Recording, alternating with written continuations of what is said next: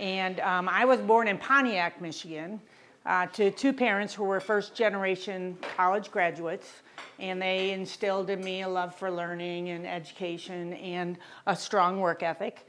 I worked the line, built transmissions to put myself through school. It was the 400 and the 125. Back then, it was the front-wheel drive. It was a pretty cool thing. I met my husband there on the line. We got married and we moved out to Pueblo, Colorado in 1982. And this is where we've raised 6 kids, and it is what we call home. And so I am a teacher. I am not a politician. I am a math teacher, and I keep telling everybody that is my superpower. If I can teach a classroom full of teenagers how to love algebra, and they do like it. Algebra, geometry, pre-calculus, and financial math, and I can do just about anything. And so that is a little bit about me. I did work in Pueblo City Schools for 27 years. Some of it was at South, some of it was at Centennial, and 5 years of it was up in the admin building, working as a math specialist.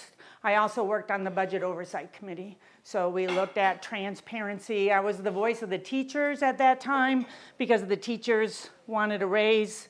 They had put a hold on all of their spending, and the teachers thought there was money in the budget. They were right, and so then I had to be the voice of the teachers at that point. I don't know why. I am nervous, but I am.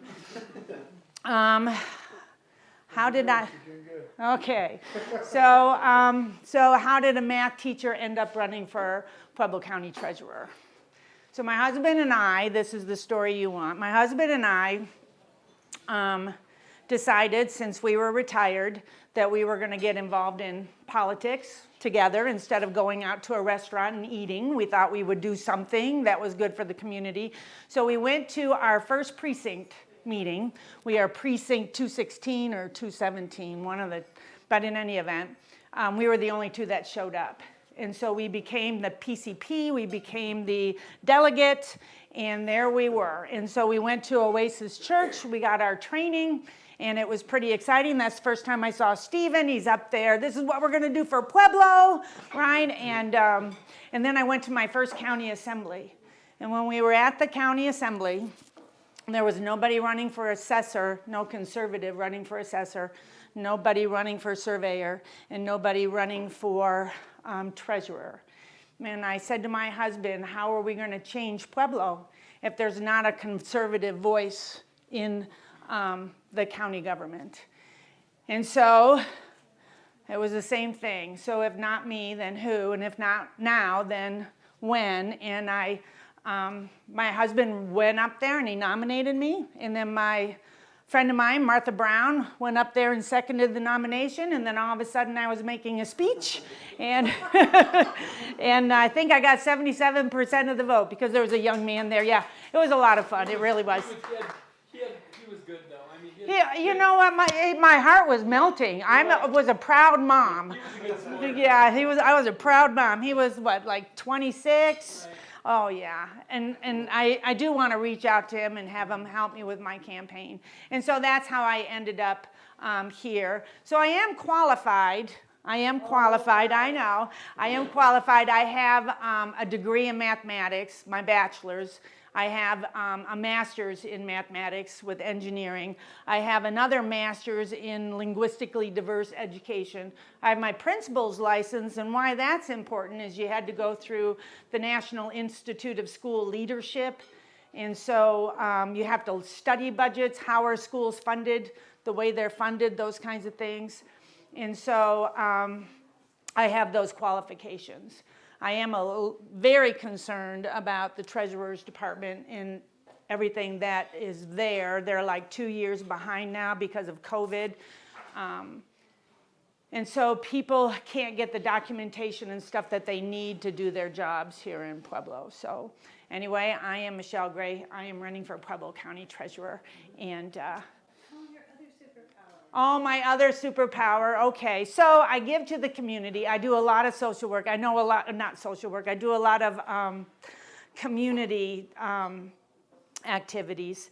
And so I'm involved in church and those kinds of things. But my favorite community service is I am the costume mistress for the Sangre de Cristo School of Dance.